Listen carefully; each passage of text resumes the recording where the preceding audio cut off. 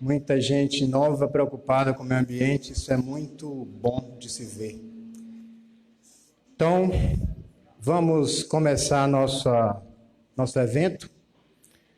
É uma honra para nós do campus de Valadares do IFMG e do CIAT, Centro de Informação e Assessoria Técnica, receber todos vocês aqui para esse momento ambiental em que vamos discutir um dos temas mais sérios nesse momento, que é a importância das nascentes para a recuperação das bacias hidrográficas.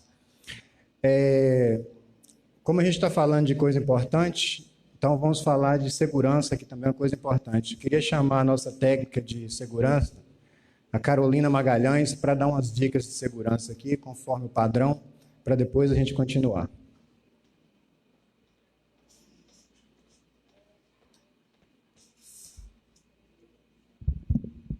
Boa noite a todos. Vou fazer agora a rota de fuga. O auditório possui 2 saídas laterais de emergência, sendo que a da esquerda hoje está interditada. Então, em caso de emergência de algum incêndio, devemos sair todos em ordem pela direita, começando do Emerson, que vai ser o primeiro a sair em caso de incêndio, e o último, o rapaz de preto lá atrás.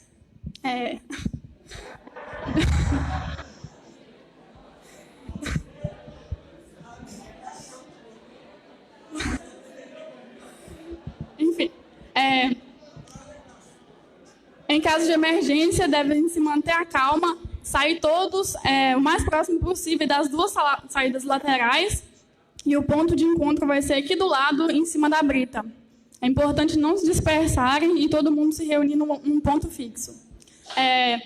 As saídas são equipadas com sinalização luminosa, então, em caso de falha de energia, essas placas serão acionadas e será visível a saída. Temos aqui atrás 2 banheiros, virando à direita, e assim como os bebedouros. Então, obrigada e daremos início ao evento.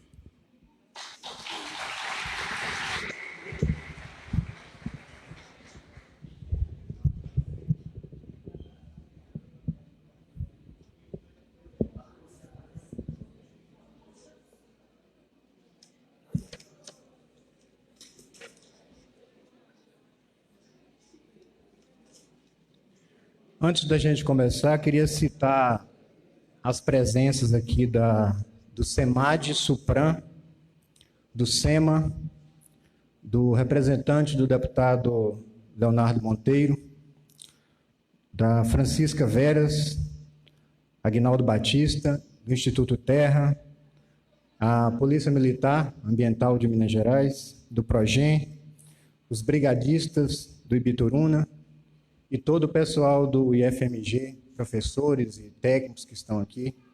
Muito obrigado e sejam bem-vindos e bem-vindos a todos. Durante as próximas 2 horas, a gente vai compartilhar aqui com vocês, inclusive os que estão nos acompanhando ao vivo aqui pelo Facebook, uma experiência de sucesso na recuperação de nascentes através da construção de barraginhas num terreno que era completamente degradado. Inclusive vai ter um vídeo e depois nós vamos ter uma palestra sobre esse tema. Lembrando que a barraginha é uma das tecnologias sociais que o CIAT vem trabalhando há mais de 10 anos, divulgando aqui na região. Então vai ser muito bom a gente ver um resultado literalmente frutífero. Também vamos conhecer a experiência exitosa do Comitê da Bacia Hidrográfica do Rio das Velhas. Nós temos aqui a ilustre presença do Dr. Marcos Poliano, que é uma das maiores autoridades em gestão de águas do Brasil, e vai falar para a gente sobre essa experiência do Rio das Velhas. E tudo isso é muito importante pelo seguinte motivo, meus jovens. A nossa região está entrando num dos maiores programas de recuperação ambiental do mundo. Isso significa para vocês, principalmente que estão começando a carreira, muitas oportunidades de trabalho, de oportunidades de fazer o que todo jovem gosta, né, de mudar o mundo. Então, a hora é agora. Então, é importante a gente conhecer o que está sendo feito e participar ativamente. Fico feliz de ver o auditório cheio e vamos em frente. Para iniciar, então, o nosso momento ambiental oficialmente, vamos compor a nossa mesa. Primeiro, vamos chamar os donos da casa, né, o pessoal do IFMG, aqui representado pelo Virgílio Chagas Rezende, que é o coordenador de extensão do IFMG, que vocês todos já conhecem, então vamos bater palmas para ele.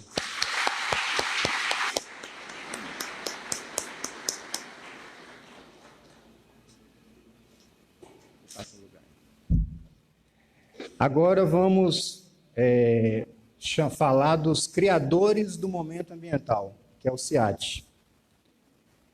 O CIAT, Centro de Informação e Assessoria Técnica, começou a discutir soluções para as questões ambientais da região do Rio Doce, com esse nome especificamente, Momento Ambiental, desde 2010, fazendo discussões de campo e convocando entidades.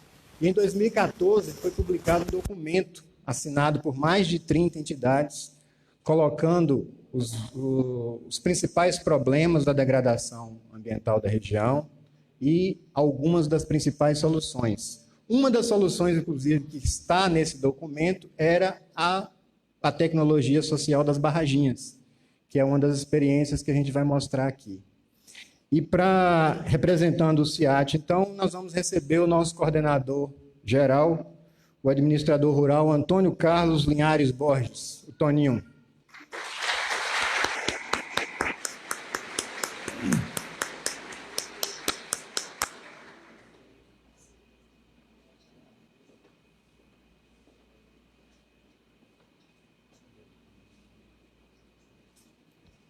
Agora vamos sair de Valadares para Marilac. Vamos chamar agora a nossa próxima convidada, que apesar de ser professora da Universidade Federal do Piauí, ela é bem nossa, que é do Marilac, é a professora Bruna Anair Dias, que é quem vai fazer o relato de experiências do trabalho que ela faz na propriedade da família dela aqui no município de Marilac. Professora, bem-vinda. Suba aqui, por favor.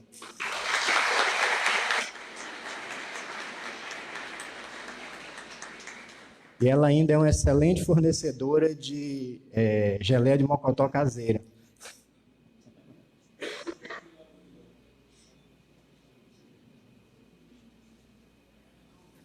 Por fim, nós vamos chamar nosso principal convidado da noite, que é o mestre em epidemiologia e doutor em pediatria social, doutor Marcos Vinícius Poliano. Mas só destacar que a presença dele aqui é muito mais por outras coisas que ele faz, não que o que ele faz não seja importante como médico, mas principalmente pela militância histórica dele na causa da gestão democrática das águas das bacias hidrográficas de Minas Gerais, principalmente. Ele é um dos fundadores do projeto Manuelzão, atual coordenador do movimento pelo FMG, e é o presidente do Comitê da Bacia Hidrográfica do Rio das Velhas, que tem feito um trabalho notável na preservação de nascentes, inclusive de nascentes urbanas.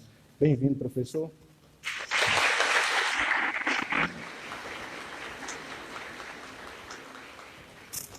E aí, por fim, parar de enrolação e começar de fato, vamos passar a palavra, então, para o... Podem sentar, por favor? E vamos passar a palavra para o Virgílio, representante do IFMG, do campus de Valadares, para nos dar as boas-vindas. Virgílio.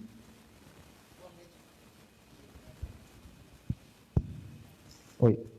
Boa noite a todos. Boa noite. Inicialmente, em nome do IFMG, Campus Governador Valadares, representando hoje o nosso diretor-geral, professor Wilson Custódio da Silva, eu gostaria de cumprimentar o diretor-geral do CIAT, senhor Alberto Cirino, em nome dele, cumprimentar toda a equipe do CIAT que vem trabalhando com muito carinho na realização desse evento. nos procuraram para ser parceiros nessa noite, e é para nós uma honra muito grande estar com eles.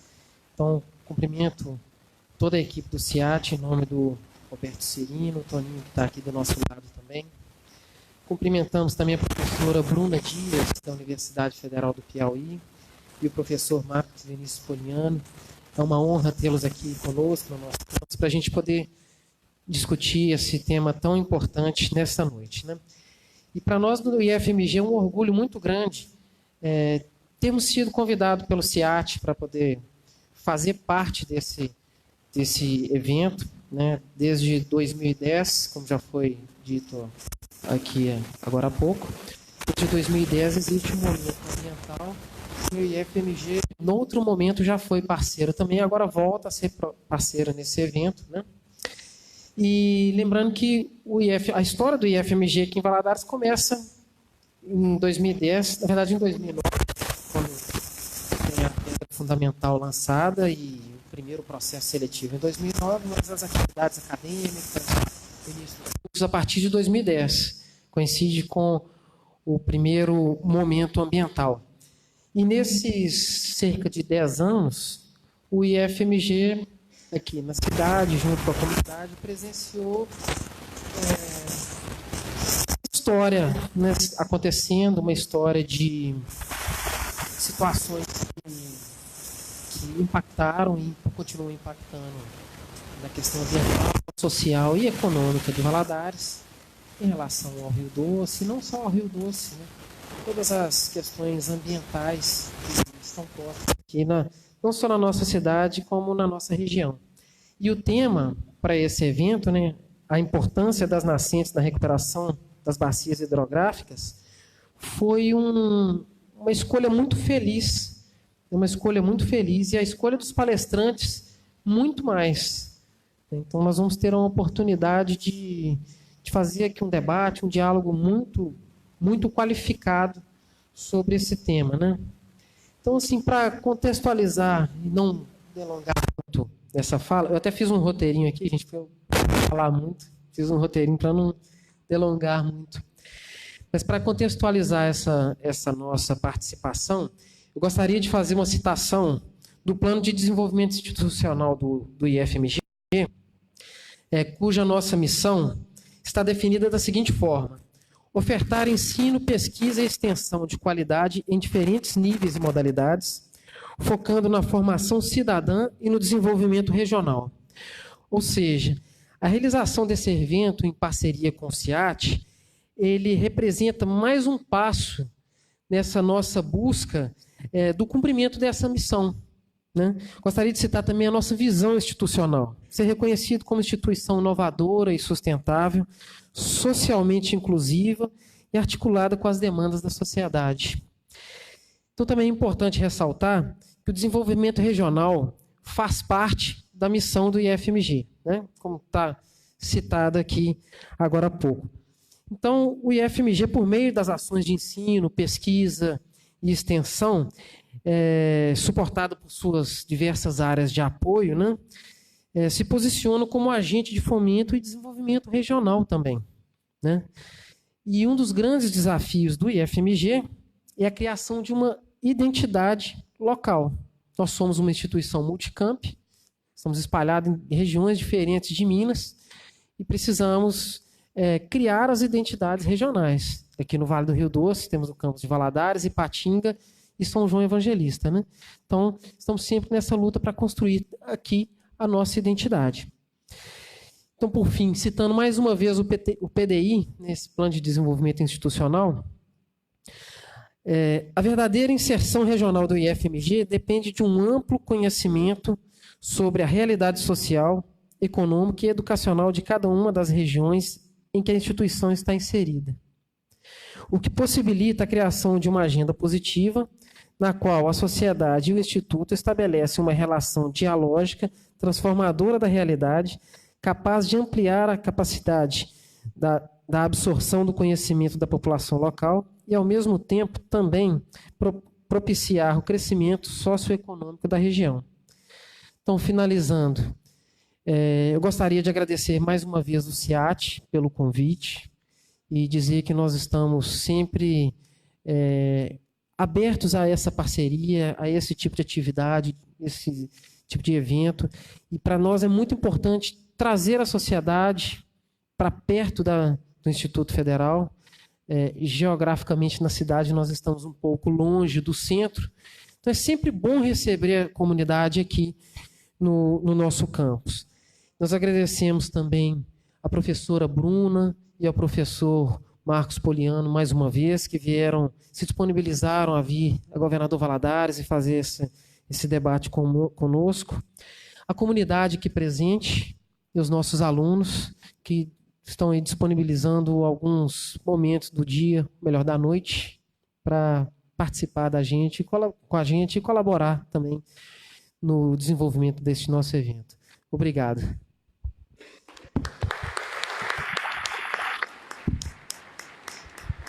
Gílio.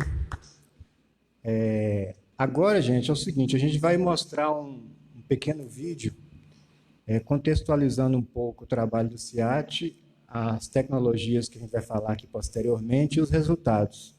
Eu acho que caberia a gente descompor a mesa, senão vocês não vão conseguir ver o vídeo, né?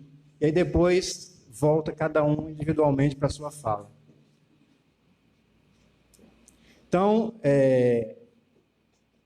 deixar vocês sentarem, que a gente vai apagar a luz para evitar transtornos maiores na descida da escada. Então, a gente vai mostrar esse vídeo aqui agora e, em seguida, a gente volta com a continuação da programação.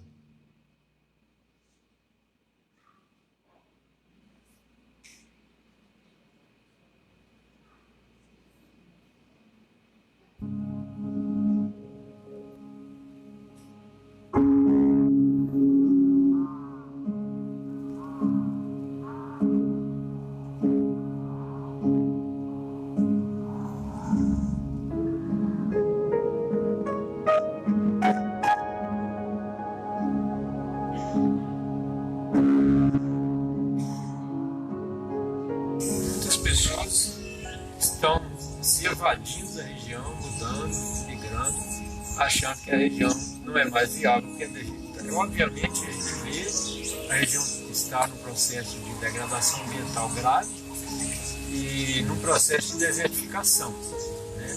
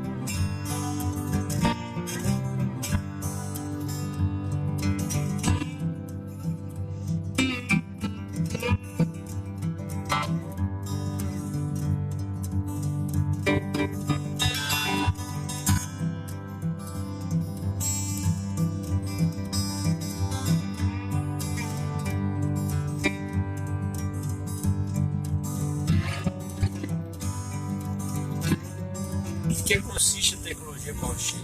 Em princípio, ela é uma tecnologia de gestão de propriedade. Muitas pessoas pensam que a tecnologia blockchain é só fazer o piquete e rotacionar o dado. Essa é uma parte super importante da tecnologia. No entanto, é a gestão geral que caracteriza essa tecnologia. Desde o processo de manejo do gado, o processo de manejo da terra, o processo de manejo do capim, das gramíneas, né? E até o processo final de manejo do leite em si mesmo. A barraginha, eu considero, nós do SEAT, enquanto experiência que nós já temos, nós consideramos como uma das coisas mais fundamentais para recuperar água, porque a recuperação de água é muito rápida com a utilização da barraginha, né? É um sistema simples também, não é caro, qualquer produtor pode utilizar esse sistema. As pessoas pensam que a água sai da terra, a água sai da chuva, né? Ela entra na terra, e daí é que ela vai poder sair na nascente. Então a barraginha é o primeiro passo para a recuperação de água, é o primeiro passo para a recuperação de pastagem.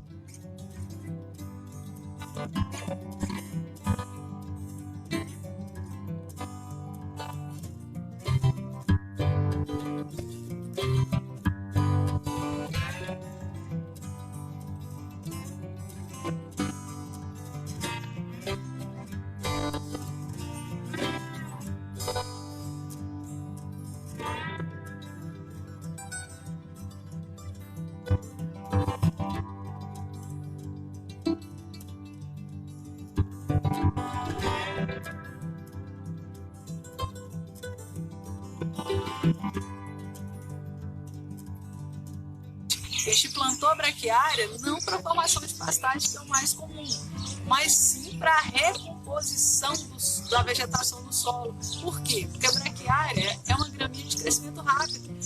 Posteriormente, favorece a infiltração de água, né, em função da cobertura do solo e do seu sistema reticular. Favorece a aeração do solo e descompactação, né, em função do crescimento das raízes. E também melhora a fertilidade no perfil. E acaba tornando o solo mais propício para as espécies florestais, que no caso, né, é a sucessão, primeiro as pioneiras, depois as não pioneiras. Hoje está com 1 ano e 8 meses a intervenção das curvas de nível e das barraginhas. E foi um período chuvoso completo, agora vai ser o segundo. A gente já observa o quê? A pastagem, né, na parte mais baixa do terreno, ela ficou verde o ano todo, isso não acontecia antes. A cisterna, né, que abastece água para casa e para os animais e também para irrigar as plantas. A cisterna tinha 0,5 metro de água, essa seca agora ficou com 2,5 metros de água, então não tivemos problema com água esse ano.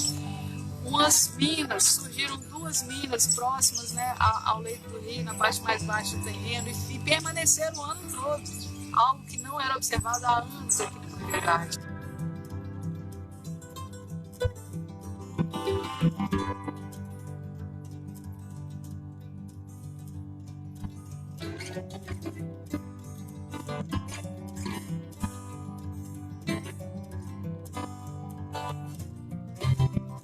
Foi outro grande avanço na propriedade, que é tradicionalmente produção de pecuária de leite, né?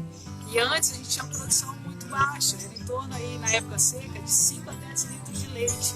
Com o advento da tecnologia aí, que a gente teve esse acesso aí do SEAT, a gente dividiu o pasto, né, em piquetes, melhorou a pastagem, com as técnicas de adubação, melhoria do plantio, né, desses capins, a rotação também dos piquetes.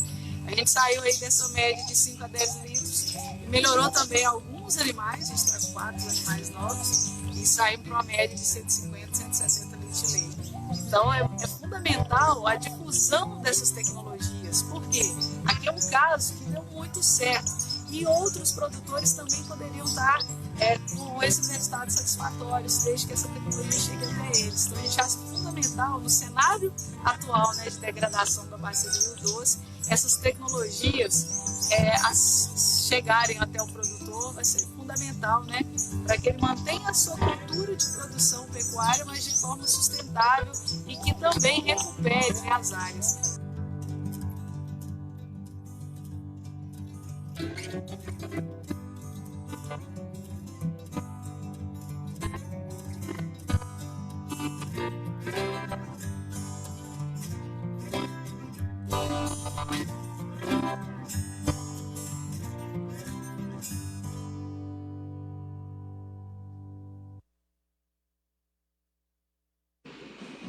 Alô? Vocês viram com seus próprios olhos os resultados positivos. Sair de 5 litros de leite para 160. É um resultado bastante interessante. Então, Continuando nossa programação, vamos chamar o Antônio Borges, já falou ali, mas agora ele vai falar um pouco mais sobre o processo do SIAT, do momento ambiental e desse momento específico que a gente está vivendo hoje aqui na região. Antônio, por favor.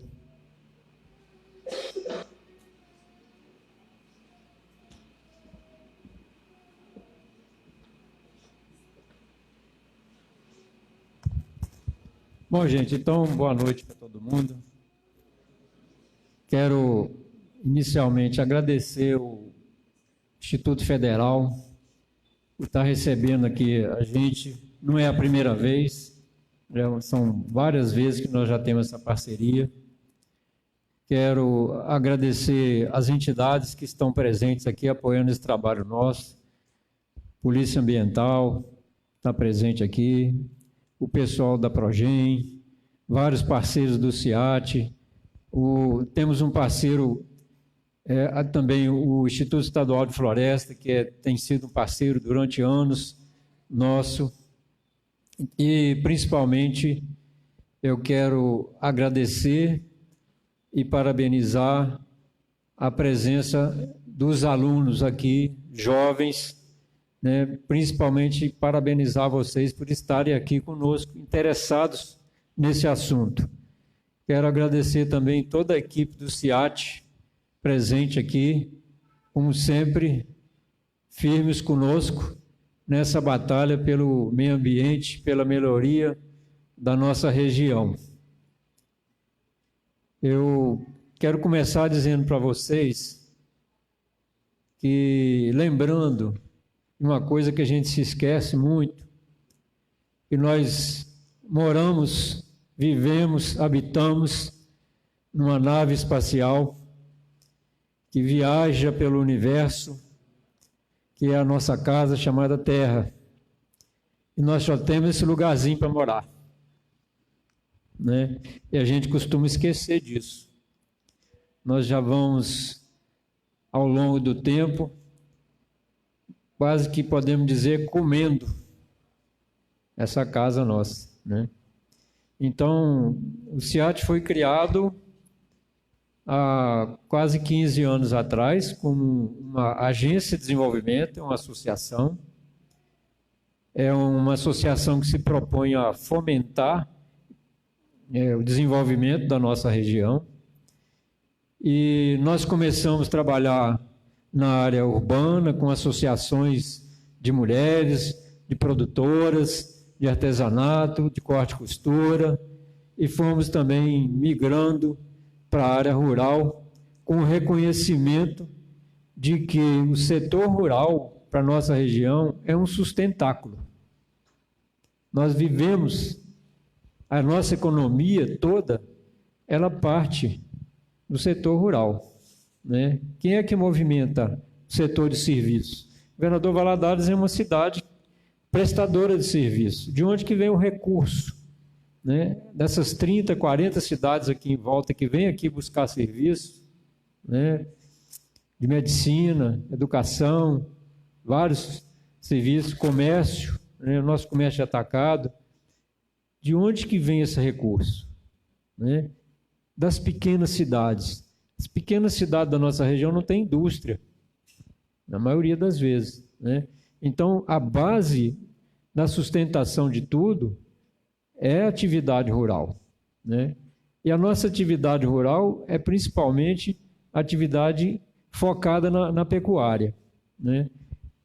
Como resultado disso, nós estamos assistindo a uma degradação ambiental rápida e muito violenta, né? Pelo processo que veio acontecendo. Então, o nosso papel aqui na região é promover a transformação nos processos de produção, mas principalmente promover transformação de mentalidade, né? Porque o que vem produzir as nossas ações? São as nossas mentalidades, né? Os nossos pensamentos, as nossas crenças, né? Eu sempre gosto de dizer assim, que colocar fogo na pastagem é uma crença aqui muito bem enraizada na nossa região, né? Faz parte de uma mentalidade. Então, o ser humano, para nós, SEAT, está no centro de todos os processos. Nós desenvolvemos metodologias próprias, né, que nós chamamos de desenvolvimento de comunidade sustentável, trabalhar com as comunidades rurais, trabalhar com aglomerados de produtores, no sentido da gente fazer a reflexão sobre essa mentalidade aqui da região, né, e promover a transformação dos processos de produção, porque é só assim que nós vamos conseguir realmente parar com esse processo que está acontecendo. Tem que parar o processo. E, na sequência, nós temos também que recuperar o que já aconteceu, né? Então, esse é o SEAT, essa é a nossa função, essa é a nossa missão. E esse momento ambiental é um momento em que nós chamamos para reflexão toda a sociedade, né, no sentido de trazer para um movimento de reflexão, de revisão das nossas mentalidades, das nossas crenças e, quem sabe, transformar a nossa região, né? É por isso que todos os anos nós fazemos o momento ambiental e a gente procura chamar todos os segmentos da sociedade, todas as representações da sociedade, para que todos se juntem nesta causa, que é a causa de estar recuperando a região, de estar parando com o processo de degradação e de recuperar também a economia da região, porque está tudo ligado, né? Muitas vezes a gente pensa que não tem nada a ver economia com o meio ambiente, né? Mas essa degradação que está acontecendo na nossa região está empobrecendo a região. Uma região que vive da atividade rural, né? Está ficando sem água, está ficando sem solo. De onde que sai a economia? Não é do solo? É preciso dizer isso, porque muita gente não está percebendo. Muitos produtores não estão percebendo, né? E eu queria dirigir uma palavra em especial, para os jovens que estão aqui, vocês que estão estudando juntamente com os professores o curso de gestão ambiental, vocês têm uma missão muito especial.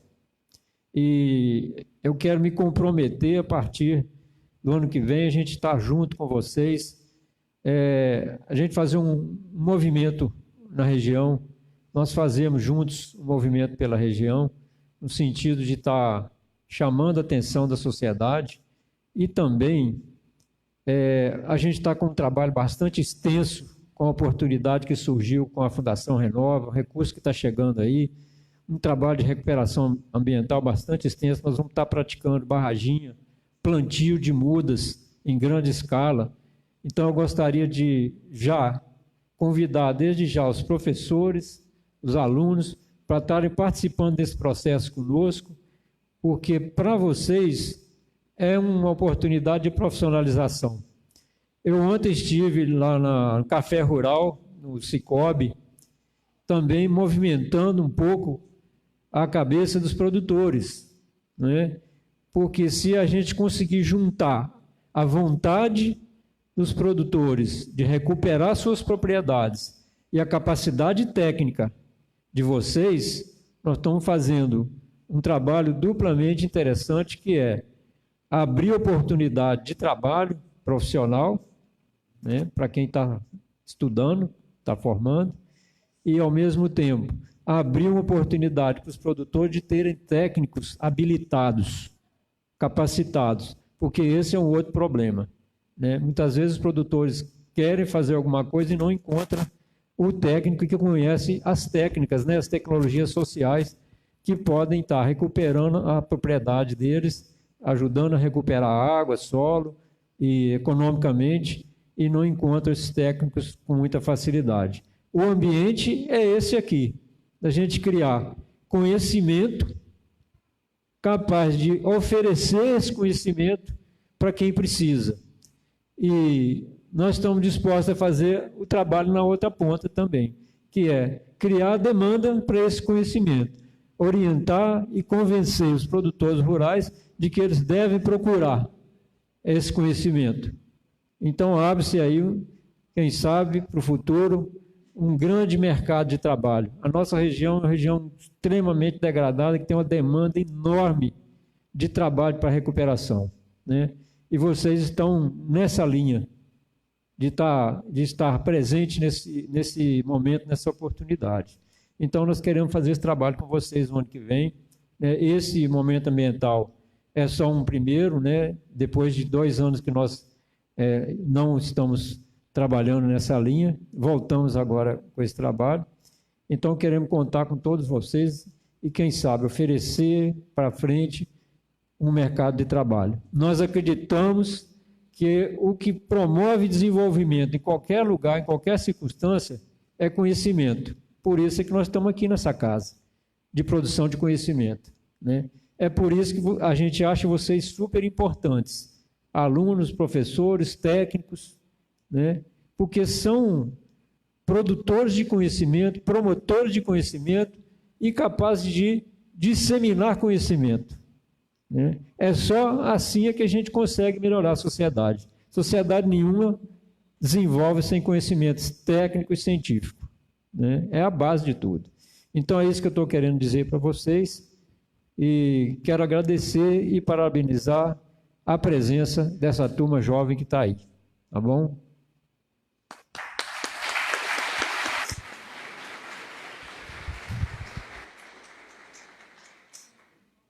Muito obrigado ao Toninho. Agora vamos ver a experiência frutífera da doutora Bruna. Chega mais, doutora Bruna. Você quer um microfone sem fio? Prefere?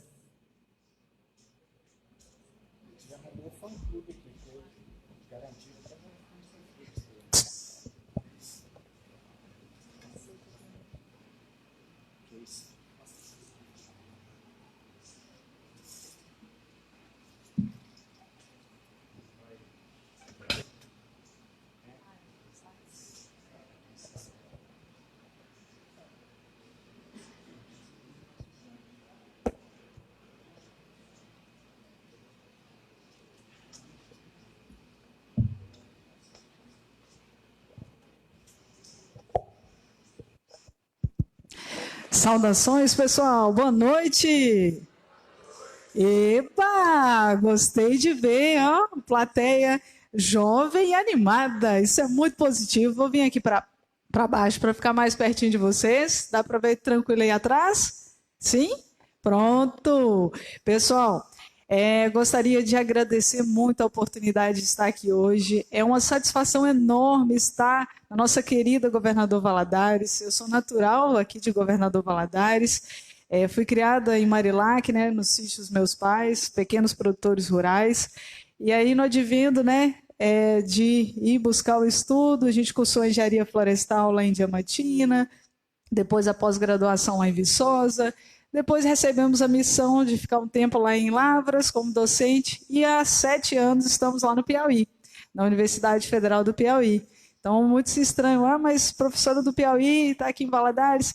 Não tem como, né? Quem toma da água da nossa região é a missão de estar aqui. A gente tem outras missões aí Brasil afora e é uma experiência muito positiva, mas estar em casa é ímpar, né? Então, a gente agradece muito essa oportunidade.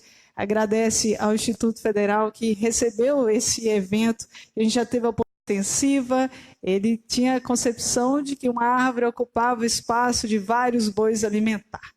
E aí sua filha caçula, Bruna, foi fazer engenharia florestal. Aí o desafio já estava arrumado em casa, né? Passamos a graduação inteira.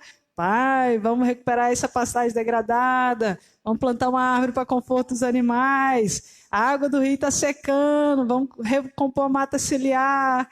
E ele, um dia, próximo da formatura, ele disse, pois sente aqui, minha filha, me conte todos os seus projetos. E aí eu empolguei, né? Estou vendo vários estudantes aqui, quando o professor animado, essa turma jovem aí, né, passa aquelas teorias para a gente, fala, nossa, vou implantar isso só na primeira oportunidade, ver como é que funciona. Pronto, essa empolgação foi minha conversa com meu pai. Ele ouviu por horas, eu falei, é hoje, né? Ele disse, aí no final da conversa, eu falei, pois então vamos implantar esses projetos, vamos testar o laboratório, né? em casa. Olha que beleza. Ele disse, pois hoje é qual dia da semana? Ele disse, meu pai, eu acho que é segunda. Ele, oh, que pena. O dia que for o dia do palpite, você pode fazer isso tudo que você quiser. E esse dia, pessoal, de fato foi hilário, mas foi verdadeiro. Mas com os 84 anos, ele ficou um pouco adoentado. E aí ele me chamou para conversa, eu até peguei um afastamento, passei os últimos 2 meses de vida com ele. E ele no hospital internado, ele dizia, minha filha, lembra aquele projeto? Incrível memória, viu? Ele relatava detalhadamente, olha, aquelas vossorocas, você comentou alguma coisa de curva de nível, tinha um negócio na barraginha que o moço veio aqui e comentou, na época era o Toninho, né, e as metodologias do SEAT. Ele dizia, pois é, vamos combinar aqui? Você vai me prometer, você vai voltar para casa, volte para o hospital só à noite para ficar comigo durante o dia, vai colocar isso tudo em prática, mas é agora. Eu disse, pronto, estou enrolada, que missão. E assim a gente foi começando a implantar de fato algumas ações mais evidentes na propriedade, e aos pouquinhos, anos anteriores, a gente também colocou algumas coisas que a gente vai trazer para mostrar aqui para vocês. Então, a gente agradece essa oportunidade de estar expondo essa experiência e aproveito para destacar também a missão dos senhores, que essa plateia, olha, muito bonita, um público seleto. Vocês poderiam estar em qualquer lugar nesse momento, mas estão aqui hoje. E saibam que, com certeza, vocês têm uma missão que envolve esse cuidado com a nossa casa, que muito bem disse o Toninho, nosso planeta Terra. Não tem como a gente ir para outro planeta. Até a NASA está buscando aí, né, vida em Marte, como faz para viver lá? A gente tem que cuidar daqui. Temos que organizar a nossa casa. E se os senhores estão aqui hoje, com certeza, essa missão, ela está aí na frente dos senhores. E agarrem com muito zelo, pessoal, porque é maravilhoso fazer o que gosta. E fazer o que gosta para a nossa casa é mais satisfatório ainda. Então, a gente já fica esse incentivo que vocês estiverem aí buscando uma oportunidade para direcionar o curso, para direcionar as pesquisas, para direcionar a vida profissional, né? Façam a diferença na nossa sociedade, porque o que faz as mesmas ações não tem resultados inovadores, mas aquele que busca inovar, com certeza, é desafiante, com certeza, porque o pioneirismo, nossa região não tem tradição de conservação de solo, não tem tradição de produção sustentável, não tem tradição de cuidado com as águas, e o resultado nós estamos vendo aí. E a próxima geração? Qual será o resultado? Será que terá a próxima geração? Então, responsabilidades são dos senhores etial, né? Então, vamos lá, pessoal. Então, a gente vai apresentar para vocês um pouquinho dessa nossa experiência em Marilac, que embora nós estamos atuando lá na Universidade de Piauí, temos as pesquisas lá, a gente também continua aqui com essa missão que foi dada pelo meu pai e que a família hoje, graças a Deus, encampa e auxilia muito bem, e com o apoio dos parceiros, que com certeza a gente vai sair daqui com novas parcerias, tanto dos colegas docentes aqui do Instituto, dos estudantes daqui, e quem desejar fazer parte dessa missão, que nós estamos precisando de braços também, para a gente estar alavancando esses resultados aí. Tá joia? Então, vamos lá. O cenário, né, que a gente já tem aí na região não é diferente do sítio, áreas degradadas, pastagens degradadas, não é uma novidade para ninguém, que gera descapitalização. Rios, né, a gente tem 2 vertentes aí diferentes, né, na época de estiagem, rios aí assoreados com baixa vazão, e em épocas de chuvas, né, são as enchentes, que é o cenário aí bem constante na nossa região. Aí a gente fica pensando, né, fica questão dos cenários de áreas degradadas, pastagens degradadas, enchentes, e aí a gente ainda ouve dizer, o rio está secando, é por quê? Está chovendo pouco, né? Aí a gente busca os dados históricos de precipitação, será que realmente está chovendo pouco? Será? Claro que tem algumas variações climáticas, tem algumas variações entre um ano e outro, em função de alguns efeitos, né, do clima, mas não é tão pouco assim, não. Agora, essa água está indo para onde? Será que ela está indo para onde, né? E aí que a gente vê alguns desafios, que é manter essa água na propriedade. E vem a perguntinha: quais ações podem contribuir para mudar essa realidade? Pastagem degradada, área degradada, enchentes, assoreamento, água em escassez. E aí, quais são as ações? Bem, a primeira delas, esse desafio aqui, eu vivenciei ele em casa, que é a cultura. A cultura da nossa região, para muitos, é um desafio intransponível. E realmente, será que é? Cultura, de fato, é algo difícil de chegar com o pacotinho tecnológico que a gente está acostumado e falar: olha, produtor, não vai fazer mais nada do que as ações que você fazia antes. Agora é esse pacotinho que vai seguir. Vai funcionar? Não, não funciona nem em grandes centros em outras áreas, ainda mais nas áreas agrárias, né? Então, nós temos aí um desafio cultural, nós temos também outra realidade de tecnologias, a necessidade, né, de uso de tecnologias viáveis. Viáveis por quê? Tem modelos muito bonitos de recomposição, por exemplo, de áreas degradadas. Aí a gente pensa, é viável economicamente? Qual o custo disso para o produtor que ora descapitalizado? Tem prática? É execuível? Tem mão de obra qualificada? Que é outro gargalo da região que foi muito bem observado aqui. A hora é agora, pessoal. Antigamente a gente ouvia, né, que os cursos do futuro eram do meio ambiente, né, área ambiental, florestal. Ei, vou lembrar uma dica para vocês: esse futuro está chegando, está batendo na porta, o futuro está na frente de vocês. A hora é agora, não podemos esperar mais. Vai esperar o quê? Abrir a torneira e não sair mais água? Então nós temos que buscar o quê? Tecnologias viáveis, acessíveis e sustentáveis. Onde estão essas tecnologias, professora Bruna? Pode perguntar, alguém ficar com essa dúvida. Qual a resposta? Tadã! Ela pode sair de alguém que está bem aí, ó, olhando para o outro para ver a resposta. Sair é da massa cinzenta, é do pensamento, da ciência, de buscar tecnologias novas. E para onde? Para a nossa região. Ah, mas tem modelos muito bons que funcionam em outros países. Sim, podemos pegar a base da ciência, mas precisamos desenvolver tecnologia adaptada para cá. E já tem experiências de sucesso, a gente tem exemplos aí dos programas apoiados pelo CIAT, né? Mas a gente tem que buscar estudo, ciência, gerar tecnologia e buscar o quê? A personalização, a gente sair do pacotinho tecnológico. É igual a receitinha de bolo, né? Muito simples fazer um bolo, não é? Já fizeram um bolo? É o quê? Farinha de trigo, ovos, né? É açúcar, é manteiga. Agora eu pergunto para vocês, os ovos, geralmente são 3, né? Na receita básica. É ovo de quê? É de codorna ou avestruz? Conhece o ovo de avestruz? Se forem 3 ovos de avestruz, cabe dentro do liquidificador na batedeira? Epa, vai dar problema, né?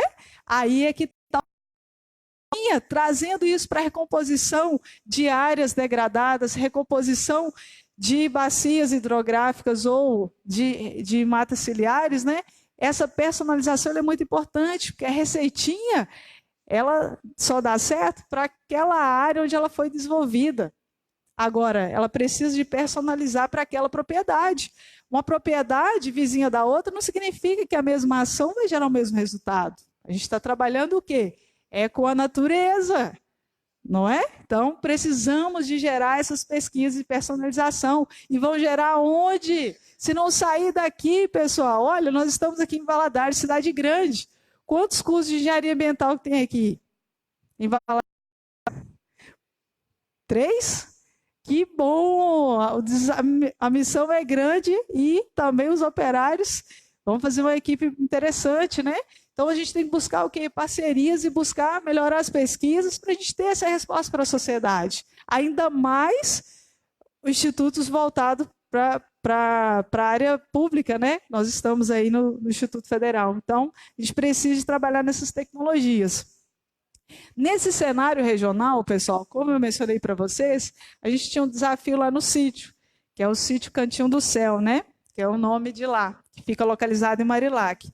Que também a gente tem esses mesmos desafios da região. Pecuária extensiva, pastagens degradadas em função do uso do solo, né? Vossorocas, cenário de rio secando, vou mostrar as imagens para vocês. Chegou ao ponto de escassez de alimento para o gado. Perdemos vários animais lá por falta de alimento. Aí que foi o auge, quando meu pai deixou fazer um experimento na primeira área, que vou mostrar para vocês os resultados. Escassez de alimento, mortalidade desses animais, propriedade com atividades insustentáveis, não fechava a conta no final do mês, além de ter problema com água, até chegar ao ponto de ter problema de abastecimento de água para consumo. Então, até na cisterna tinha problema com água. Aí, então, quando chega nesse cenário, foi a busca de tecnologias, e aí veio o desafio, né? Ficavam a família cutucando. Ué, tá fazendo engenharia florestal e o sítio dos pais está desse jeito? Mas se eu pudesse, já tinha tentado testar alguma coisa lá antes, mas a gente tinha esse desafio cultural. Até que, em 2008, a gente conseguiu convencer meu pai a iniciar os trabalhos lá, que aí era uma área da propriedade, de uma pastagem degradada, que ele disse, olha, faça o experimento que você quiser lá, mas esqueça o restante da propriedade por enquanto. E aí foi o desafio, onde que a gente ia conseguir, quais as espécies que a gente poderia plantar lá para revegetar a área e dar conforto térmico aos animais, e onde que eu ia conseguir essas mudas? Duas perguntas que naquela época não tinha resposta. Desafio dado, qual que foi a solução? É dos desafios que vêm as oportunidades. A gente criou um viveiro para fins de pesquisa, onde a gente foi testar as espécies, até mesmo a produção de muda delas, que muitas das espécies nativas, que eram nativas naquela região, não tinham nem protocolo de produção de mudas na época. Então, a gente precisava de testar. Aí criamos o viveiro para finalidade de pesquisa em 2008. E aí, então, a gente foi implantar um sistema integrado de produção numa área de pastagem degradada, né? Que é uma área do sítio, em 2008, onde plantou o quê? Foi um sistema integrado de produção, né? Com faixas de pastagem e faixas de árvores, 3, e as de extremidade de leguminosas arbóreas. Com qual finalidade? Fixação de nitrogênio, melhoria da questão do solo, né? Da pastagem. E, detalhe, meu pai disse, pode fazer recuperação lá e entregue a área para mim com 1 ano, eu vou colocar o gado lá. Aí que foi o desafio. Então, a gente buscou leguminosas de crescimento rápido e plantamos esse sistema. Aqui foi no momento, né, com 1 ano, estava já esse cenário, aí foi feito a análise do solo, né, a correção do solo, fertilização e o plantio dessas mudas produzidas no próprio sítio. Aí o cenário, né, com 3 anos, e de fato ele colocou os animais, e tem pouco tempo que a gente conseguiu fazer esse manejo, né, mas antes era pastejo extensivo. Então, recuperou bem a área. Aqui um detalhe, né, da parte interna, eucalipto, as leguminosas arbóreas e a pastagem. Esse cenário, né, 4 anos, nessa ocasião foi orientado nosso, Federal de Lavras, foi a dissertação de mestrado dele, foi avaliar a qualidade do solo, do sistema integrado de produção, com o controle, né, que é o monocultivo de eucalipto, e a pastagem onde não foi feitas as ações. E com 4 anos, até a questão de fósforo no solo teve diferença. Fora crescimento das espécies, né, e a produção, diversificação da produção. Aí um cenário, né, da braquiária, né, na parte interna do experimento. E aí, então, foi o primeiro experimento em 2008. Em 2009, já foi um outro experimento, numa outra área próxima, né, que foi para sombreamento, primeiro para a produção de milho consociado com árvores, o milho com a finalidade de alimento dos animais, depois foi para sombreamento do café. E aí eu chamo a atenção, porque a gente mencionou anteriormente, da receitinha. A gente encontrou na literatura o mogno brasileiro eram excelentes espécies para sombrear café. Ótimo. Implantamos lá, né, na área experimental, a teca, o cedro e aqui o mogno brasileiro. Observe que essa aqui, né, a teca, o café, a gente observa a matéria orgânica aqui no solo, né? Aqui o mogno, os pezinhos de café, aqui é o cedro. E o que nós temos ali? Café? Não, pastagem. Cadê o café? Na época mais seca e quente aqui na nossa região, o que acontece com o cedro? Cai as folhas. Isso não estava dizendo na receitinha. E aí, quando a gente foi questionar isso, né? A quem escreveu esse trabalho, ele disse, ó, que informação bacana. Na próxima edição do livro, eu vou colocar essa observação, que na região de vocês é cai a folha. E aí, eu chamo a atenção de vocês, a importância da gente fazer as pesquisas e observar na prática. Nessa área experimental, a gente começou a ter problema com o que estava acontecendo na parte mais alta do terreno, né? Que aí foi danos nessa área experimental. Aqui a gente observa raízes expostas, aqui, né, a lama que desceu mesmo do morro. Isso em função de enxurradas decorrentes de fortes chuvas, né? Que a gente tem um cenário lá, tinha um cenário do morro, né? Bem degradado, com solo expostos, e a degradidade aqui acentuada. Essa é a área experimental de sombreamento do café. E aqui nós temos uma baixada, né? Que era destinada para pastejo, e o outro morro aqui. O sítio é um sítio pequeno, né? É esse trecho aqui de terras. Então, a chuva incidente aqui, em função da ausência de vegetação, vocês bem conhecem o ciclo hidrológico, né? Ausência de vegetação, dificuldade de escoamento, de infiltração de água, ocorreu o escoamento superficial e saiu fazendo bagunça aqui para baixo, né? E a gente observa aqui, ó, essa aqui era uma área de pastagem que a gente estava tentando implantar o sistema do balde cheio. Então, a gente estava tentando reformar a pastagem. Olha o que aconteceu? Todo alagado. Em função de que água? A água que deveria infiltrar aonde? Aqui no morro, para abastecer o lençol freático. Não tem segredo algum, né? A água da chuva precisa de infiltrar no topo do morro para abastecer o lençol. Não aconteceu isso, gerou problema na área experimental, gerou problema na Baixada. Então, a gente começou a ter um cenário aqui, ó, também nesse morro, ó, tinha vossorocas, que a gente brinca que cabia uma casa dentro, de tão grande que era essa vossoroca. Então, um processo avançado de erosão. E onde que estava esse solo dessa vossoroca? Já estava fazendo, soterrando as plantas, né, na parte mais baixa da área. Aqui, um dia que deu uma chuva bem forte, fiz questão de ir na chuva lá, ver o que estava acontecendo com a área que a gente estava tentando recuperar. E olha o cenário. Aqui, a pista, né, tinha a pista, aqui um bueiro, a água que vem do morro que eu acabei de mostrar para vocês. A gente fez uma bacia de contenção para segurar essa água, para não alagar as áreas de pastagem que a gente estava tentando recuperar. Ela não só encheu, como transbordou e veio com solos, né, partículas de solo, e alagou tudo. Resultado, a gente não conseguiu recuperar nessa período de chuvas aí, né, em função dessa bagunça toda. E aí ainda teve um outro problema, esse é o córrego que passa lá no sítio. O normal dele, ó, por exemplo, na época seca, em agosto de 2015, olha a vazão. Não molhava o pé, pessoal. Não completava assim a vazão bem baixinha, né? Ele quase parou de correr. Setembro, mesma coisa, piora um pouco.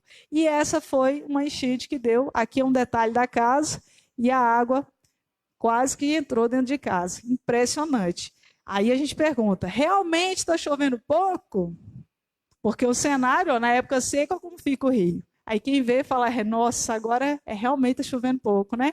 A água foi toda embora, ainda fazendo bagunça aí, né, por onde passou. E aí veio a necessidade, então, de a gente fazer uma ação ali. Primeiro, a gente tentou fazer uma ação paliativa, que foi o quê? Colocando, né, essas contenções para evitar que descesse mais solo. Então, foi colocado essas paliçadas, né, em janeiro de 2018, para ver se amenizaria. Foi a primeira chuva, passou a água por cima, do lado, na lateral, e desceu o solo do mesmo jeito. E era uma das teorias que a gente aprendeu na universidade, que funcionava para contenção de vossorocas. Funcionava muito bem, onde testaram ela. Lá no sítio não deu certo. Aí, fomos para quê?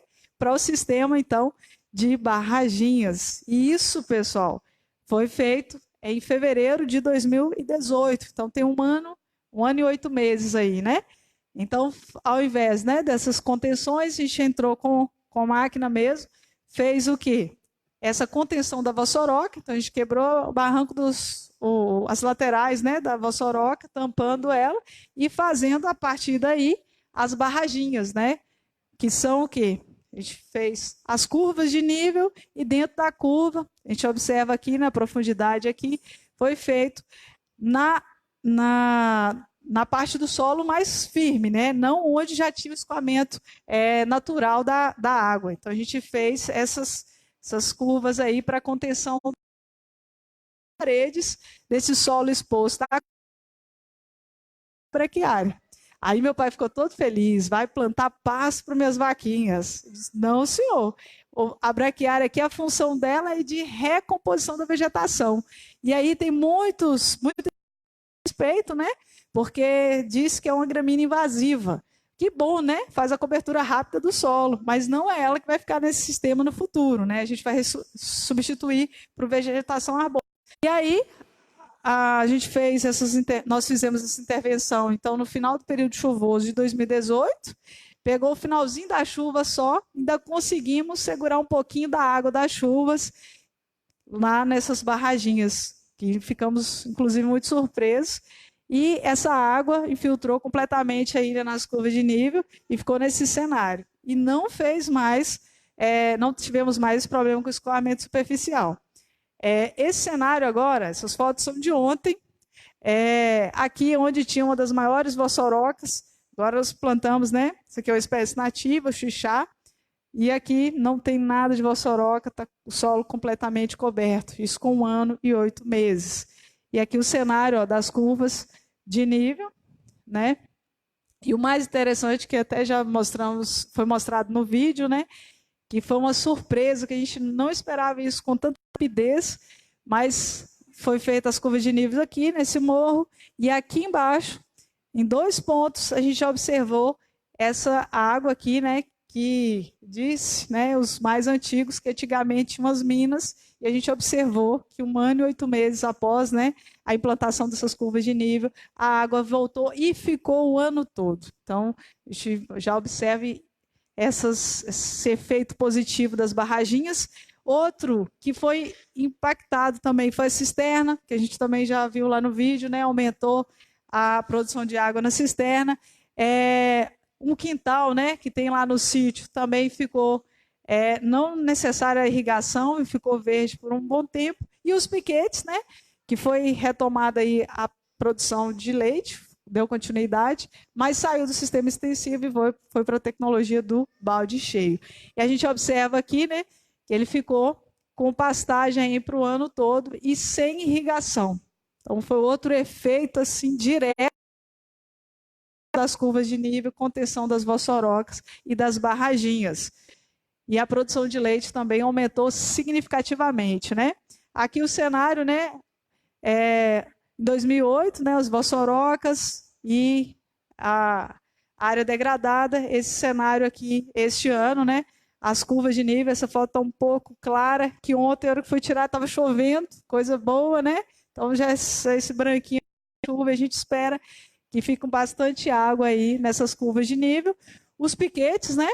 Que a tecnologia do balde cheio é outra tecnologia que a gente está testando lá. Então, a gente está testando vários capins, entre o Mombaça, Gag, Curumi, e vamos colocar alguns outros para ver qual que melhor se adequa. E as espécies florestais para sombreamento e conforto térmico desses animais. É outro experimento que a gente está montando esse ano para testar quais são os melhores, qual que é a influência positiva para os animais, né, e também para as áreas. Então, é outro teste que a gente está implantando.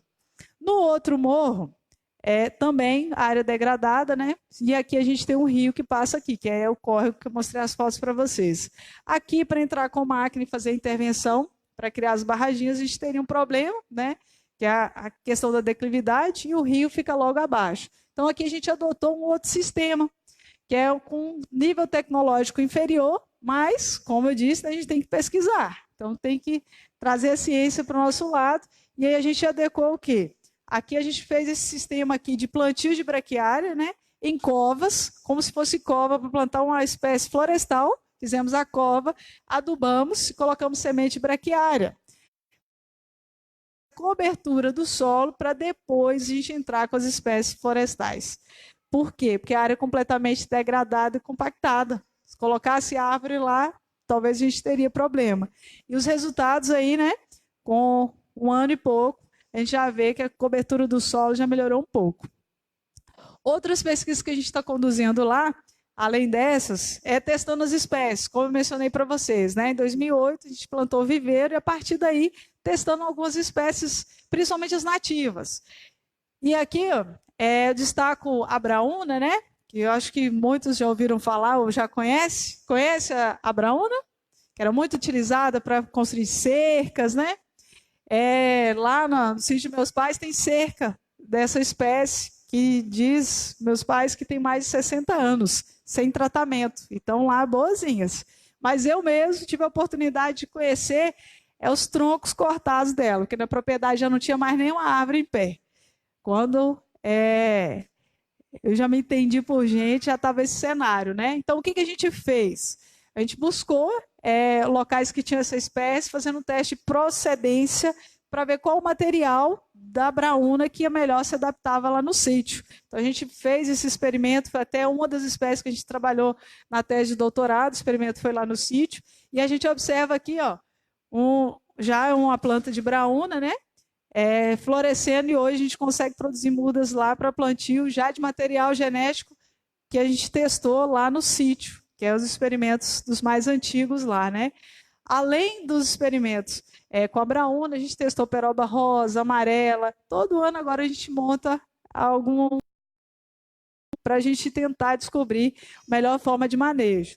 Então, resumindo, né? Essa é a área do sítio, né? A gente tinham 2 desafios aí, que eram os morros degradados e a produção leiteira aí comprometida. Hoje, depois do advento das pesquisas lá, das curvas de nível barraginhas, teste das espécies florestais aí com milho e café, integração de árvores leguminosas, eucalipto e pastagem, piquetes rotacionados, que é a tecnologia do baio de cheio, o viveiro, o teste de recomposição do topo de morro, também testamos espécies nativas, que é no outro morro a gente fez essas intervenções, né? E a gente está com o último experimento que a gente implantou lá, foi a mata ciliar, que a gente chama de tentativa de ser sustentável, que é uma mata ciliar produtiva. Então, vou colocar espécies florestais nativas, mas também vou colocar lá espécies produtivas, como laranja, abacaxi, lixia, cerola, pitanga, abóbora, inhame, chuchu, melancia, caju, várias espécies a gente introduziu lá para se tornar algo mais atrativo para o produtor. E não só dizer para ele, fecha a mata ciliar e não vai produzir mais naquela área. Então, a gente está testando lá para ver esses resultados, né? Basicamente, a gente está com esses experimentos aí em andamento. E é um grande desafio, viu, pessoal? Tanto por questão de buscar a tecnologia adequada, quais as espécies, qual a forma de cultivo, qual que é o espaçamento, o que melhor se adequa, até mesmo a questão de avaliações, né? Mas a gente chama atenção, né, para a importância dessas pesquisas para a região e fundamental é o trabalho de formiguinha, a gente buscar parcerias para a gente conseguir caminhar e avançar para cuidar da nossa casa, né? Então, a gente buscar essas tecnologias mais adequadas aí para uso nas propriedades e a gente ter esse efeito positivo na água, recomposição das nascentes, né? E todos os benefícios decorrentes da água na propriedade. Então, a gente agradece tanto o convite, a oportunidade e também fica aberto para parcerias. Quem quiser conhecer um pouquinho desse nosso aprendizado lá, desafioso, mas que a gente está diariamente lá na luta, fique à vontade, a gente está bem pertinho ali em Marilac e é um prazer estar aqui com vocês hoje. Muito obrigada, a gente está à disposição. Tá joia? Obrigado, doutora Bruna.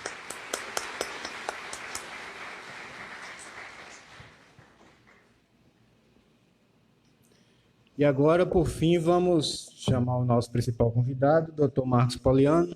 Já fez a apresentação, vamos direto ao que interessa.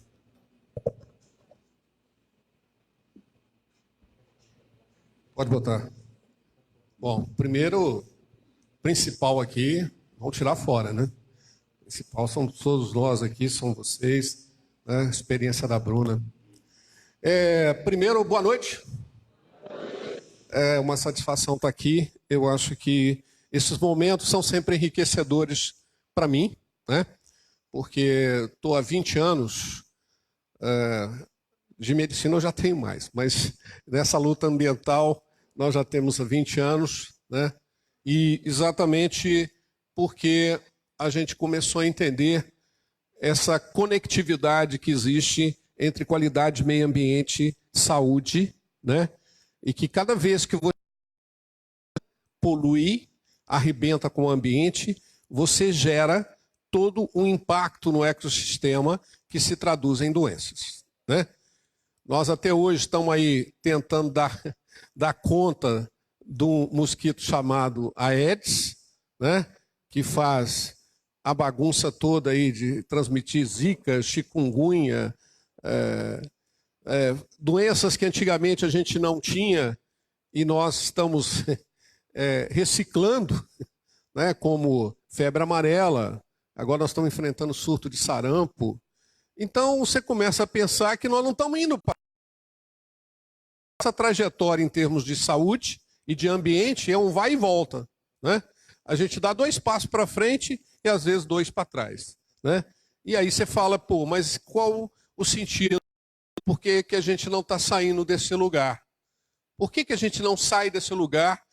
Já que se eu perguntar para todos aqui, todos vão dizer, é isso aí que nós já afirmamos, o planeta Terra é essencial, a água é fundamental para a vida, então nós somos os maiores gestores ambientais do universo.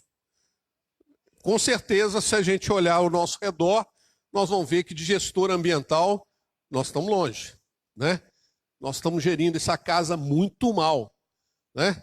Se a gente fosse inquilino, alguém já teria mandado a gente embora. Falando, esses inquilinos eu não quero aqui não. Isso aqui só está atrapalhando, sujando e comprometendo a casa, como todo mundo falou aqui, que é nossa, né? Então eu quero refletir com vocês por que que a gente não está cuidando dessa casa, né? Por que que a gente não está olhando para esse lugar que é um lugar essencial para a nossa vida, né? Porque se a gente descuida disso, nós vamos gerar cada vez mais tanto problemas na área da economia, como problemas na área da sustentabilidade, como problemas na área da saúde. E aí a gente vai entendendo que esse é um mecanismo que a gente precisa repensar, né? Então eu queria refletir com vocês, sem antes fazer 2 comentários que a gente sempre aprende, né? Primeiro, eu queria parabenizar a Bruna, porque é o seguinte, a gente tem a ideia que a gente só aprende com os acertos. Mas a Bruna foi muito corajosa para mostrar aqui que a gente aprende com os erros e acertos. Às vezes a gente mais erra do que acerta, mas o que nos muda é a capacidade de raciocínio para buscar o melhor. Eu, como médico também, já falhei, né? Já tentei alguma coisa que eu sabia que tecnicamente era correta e o resultado esperado não foi exatamente aquele, e eu tive que mudar de rumo, eu tive que mudar a conduta. Falar, ó, por aqui eu não vou sair. Então, eu quero parabenizar isso. A gente tem que admitir que a gente é humano, que a gente erra, mas que a gente é possível de, raciocinando, com conhecimento, com reflexão, repensar processo, né? E uma coisa que uma vez eu vi nessa devastação toda que a gente fez, nessa cultura de pasto extensivo, chegou uma situação que eu achei, no mínimo, cômica, né? Que o cara é o seguinte, eu tinha tirado todas as plantas, né, aqui no norte de Minas, e eu não sei se vocês chegaram a ver uma cena dessa, eu assisti uma vez na vida para nunca mais. Como é que se desmatava? O cara pegava 2 tratores, um do lado e um do outro, vinha com... e saía rasgando a terra. De planta qualquer que fosse, de animal, isso tudo era absolutamente tirado do mapa. É a questão da cultura que a gente tem que mudar. Quer dizer, era a cultura, era devastação total. Era esse o cenário que a gente produzia, né? E eu lembro que chegou num ponto que o cara, ele tinha que, porque gado também precisa de conforto térmico, precisa de sombra. E ele não tinha nenhuma sombra no pasto. Sabe o que o cara fez? Ele comprou lona de PVC, fez uma armação de madeira para o gado poder descansar. Você imagina a lógica de um raciocínio desse, né? Que você vai efetivamente provocando uma devastação em série, e aí você fica sem saída até para o seu animal, né? Para o seu dia a dia. Enfim, é uma situação para a gente poder... Eu queria ampliar o debate um pouco em cima da situação, e eu faço parte do comitê, do Fórum Mineiro de Comitês de Bacia, e quero dizer o seguinte: quisera eu que o problema de Minas fosse só o Rio Doce. Todos os rios de Minas hoje sofrem pesadamente com tudo aquilo que nós vamos dizer aqui. Eu tenho falado que eu tenho muito temor, né, fiz dessa a ideia mais ou menos, de que daqui a um tempo Rio vai ser alguma coisa, um livro contando uma história numa prateleira. O meu rio era assim, né? Meu rio era assim. E aí você vai vendo cenários cada vez piores. Lembrando que quando a gente pensa em rio, ninguém pensa num rio sem água, ninguém pensa num rio assoreado, ninguém pensa num rio cheio de lixo. Todo mundo tem uma imagem dessa, é ou não é? É ou não é? Alguém imagina o rio da sua casa, o rio da sua terra, com um monte de lixo, de esgoto? Não é o cenário que a gente tem intimamente, né? Esse é o cenário que a gente gostaria e que a gente o tempo todo imagina, e realmente, até para dizer da verdade, todos os rios não nascem com esgoto, rio não nasce com assoreamento, rio não nasce com sofá, rio não nasce com garrafa PET, rio não tem isso. Então é uma primeira observação importante. Rio não nasce dessa forma. Todos os rios na natureza nascem dessa forma, né? Isso é importante para dizer, o seguinte, né? Que nesse cenário, quem está transformando os rios, né, somos nós. São as ações absolutamente humanas, né? Eu não sei se vocês têm algum cenário parecido com esse, mas esse é um cenário muito comum na região metropolitana de Belo Horizonte. O que era rio, né, vira absolutamente um esgoto a céu aberto, e as pessoas moram nisso aí, né? Moram sem saneamento, sem condição de vida, e aí é difícil pensar saúde, tanto ambiental quanto saúde humana, em cenários como esse, né? Para dar um dado com vocês, realmente as nossas crianças hoje não morrem, a gente conseguiu reduzir a mortalidade infantil no nosso país.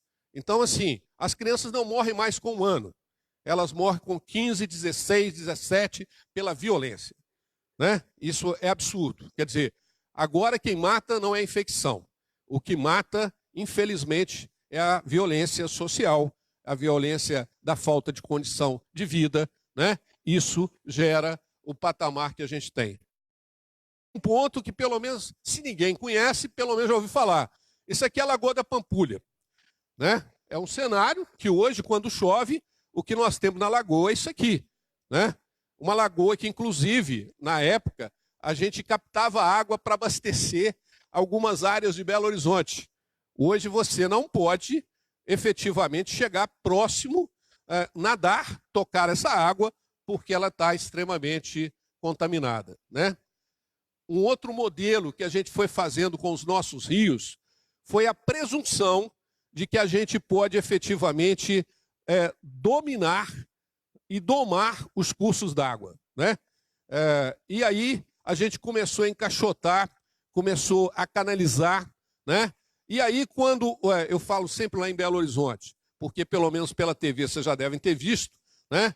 Quando as ruas de Belo Horizonte viram rios, é porque ali era um rio, né? Então tem um dia em que a rua vai voltar a ser rio, né?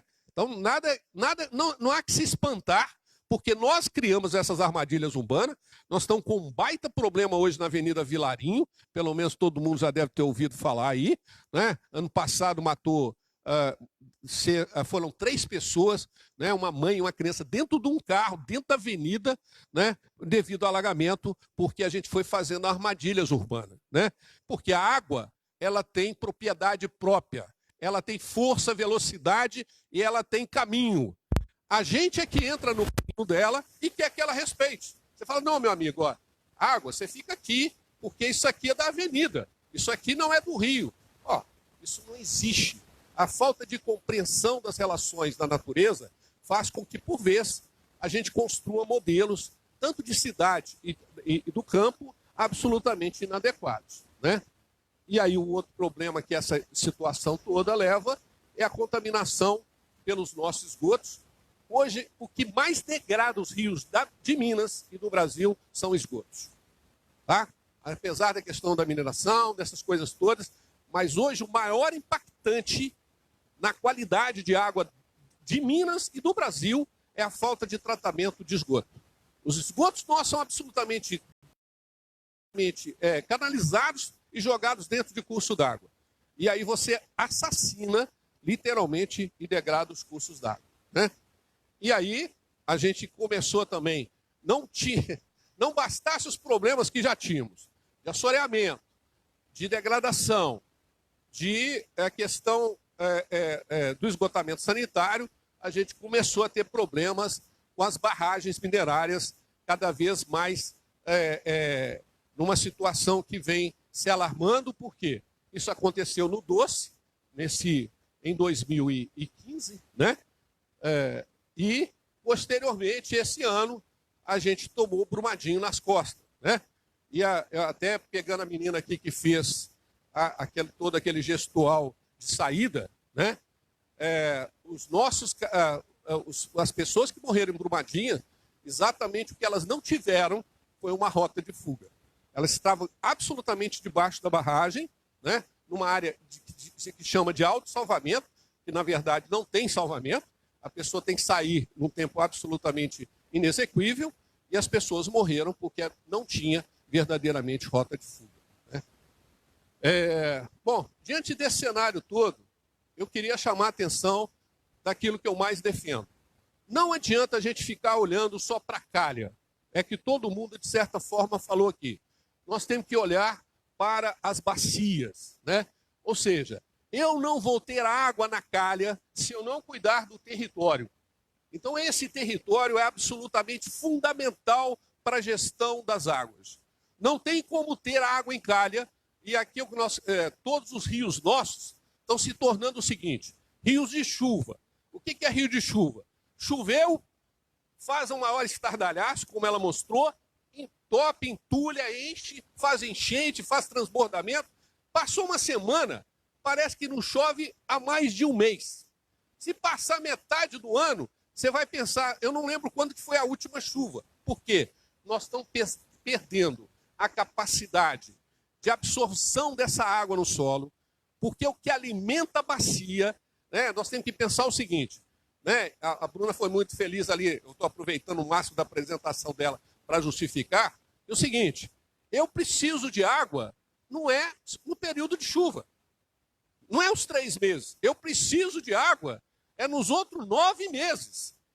E esses 9 meses só vão se alimentar se eu tiver nascente, se eu tiver solo com capacidade de absorção. E não é só esse solo totalmente sem vegetação, não. Se nós não tivermos um solo com capacidade de absorção, nós não vamos ter alimentação do curso d'água, né? E aí, a gente faz uma analogia do ponto de vista prático, principalmente para as escolas, essa ideia de que a água é o sangue da terra. Então você vê que a natureza foi muito pródiga. Assim como você tem um sistema circulatório, né, dentro do seu organismo, que faz seu sangue circular o tempo todo, nós temos um sistema irrigatório que é a bacia. Se não cuidar de bacia, não adianta pensar que nós vamos ter água em quantidade e qualidade. E o que nós não estamos fazendo é cuidando das nossas bacias hidrográficas, né? Lembrando que água em bacia, ela não tem um uso único. A água na bacia, ela tem um uso múltiplo, ou seja, é água tanto para você ter contato natural, é água para biodiversidade aquática, é água para dessedentação, para geração, né, para produção de água aqui para a cidade, né, para geração de energia. Então, os usos são múltiplos. Então, quando o rio vai se escasseando, eu vou cada vez mais diminuindo a possibilidade de uso. A água vai ficando cada vez mais... O que a gente tem mais assistido em Minas Gerais agora? É conflito pelo uso da água. Porque a água vai sumindo e aí todo mundo começa a brigar pelo direito à água. E ninguém faz nada para produzir água. Nós somos os consumidores de água. A cidade é do maior consumidor de água e que nem sabe de onde é que sai essa água. Se perguntar aqui para o cidadão comum de onde que sai a água que sai da sua torneira, é provável que poucas pessoas saibam de que rio ou de que fonte ela vem. Porque para todo mundo quem fornece água é a empresa de saneamento. Empresa de saneamento não produz água. Quem produz água é esse sistema. E se esse sistema falir, está todo mundo ferrado. É isso que a gente tem que entender. Então, se não trabalharmos em termos de bacia e não tivermos uma política de gestão de bacia, e se não comprometermos os prefeitos, os produtores rurais, né? Estava falando do setor de produção, do setor de crédito. Eu falei, por que os bancos de crédito não destinam? Eu vou fazer um financiamento de uma safra, que 5% daquilo seja para recuperação ambiental ou para preservação de nascentes. Aí você vai gerar automaticamente uma possibilidade de mudança. Então nós temos que fazer mudanças grandes e sistêmicas, porque nós estamos perdendo tempo. Nosso tempo está cada vez mais difícil para o tamanho da devastação que a gente está vivendo nela. Aqui, para vocês terem uma ideia, são todas as 36 bacias hidrográficas que Minas tem, né? Vou só citar um exemplo, não sei se vocês já viram também, situações absolutamente críticas. Montes Claros hoje, uma cidade de mais de 500 mil habitantes, está no racionamento de água. E está se pegando água num outro afluente que é o Pacuí.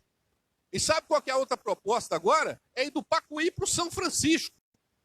Agora, eu pergunto a vocês, quem que alimenta o São Francisco? São os afluentes que alimentam o São Francisco ou nós vamos começar a pegar água da calha principal para alimentar os afluentes? Se a gente começar a fazer essa inversão, é o fim do mundo, né? Então a gente tem que pensar, aqui só alguns cenários para vocês terem uma ideia. Isso aqui é um rio que abastece a capital. É o Rio das Velhas, mais ou menos no mês de agosto, que passa com uma vazão de 10 metros cúbicos por segundo, né? Eu já falei que nós temos até que, nesse ritmo, vamos ter que rebaixar para uma categoria de riacho. Breve, porque esse nome já está ficando difícil. Isso aqui, para vocês verem, é um tipo de solo na bacia, no sobrevoo que a gente faz.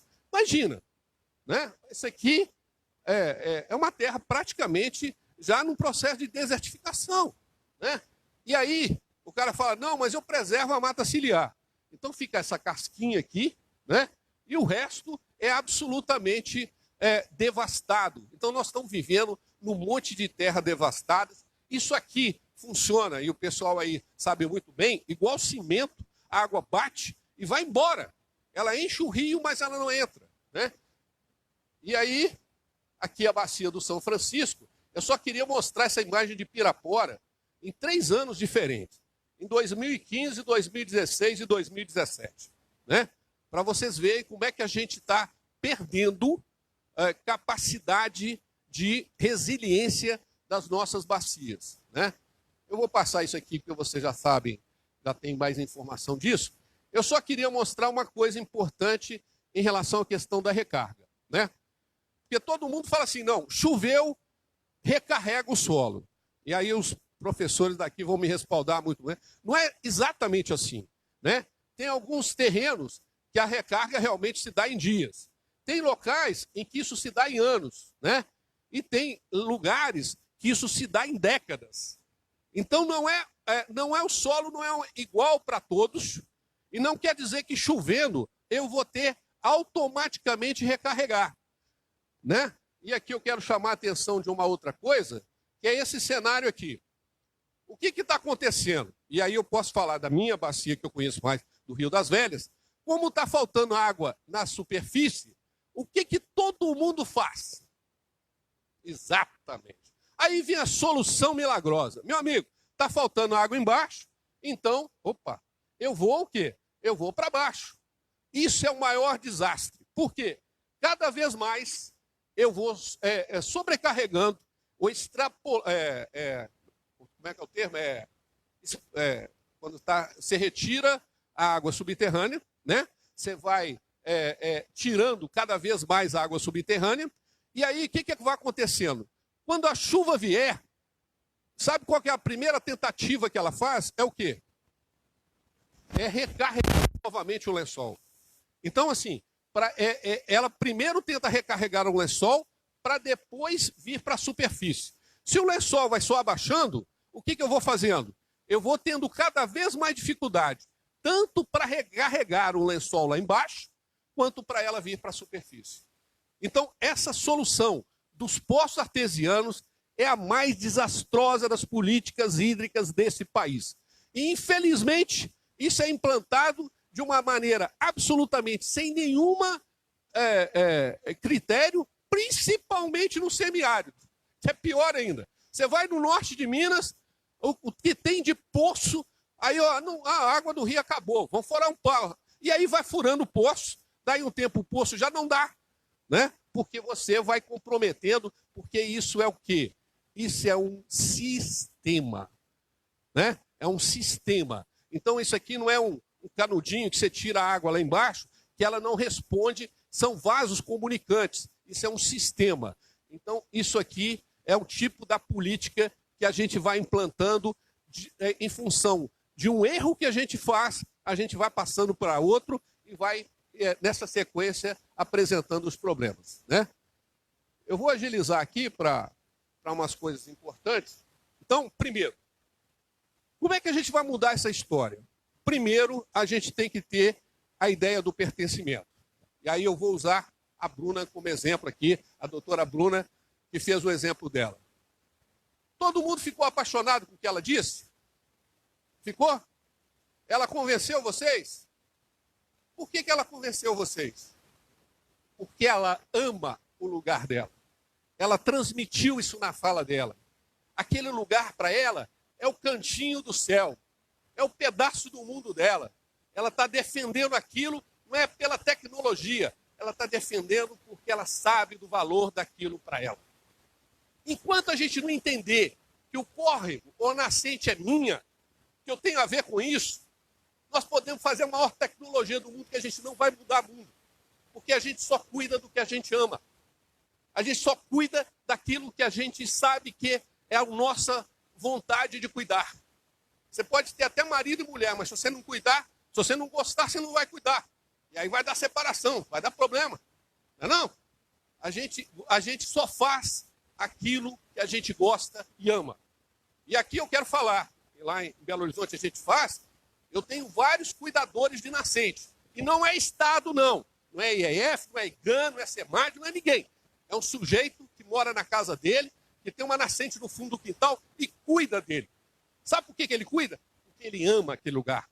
Ele gosta dali. Eu tenho gente que ama o Arrudas. Eu falo, o cara é doido. Ama porque ele conheceu aquilo de outra forma. Ele gostava dali. Então, sem pertencimento, a gente não muda o mundo.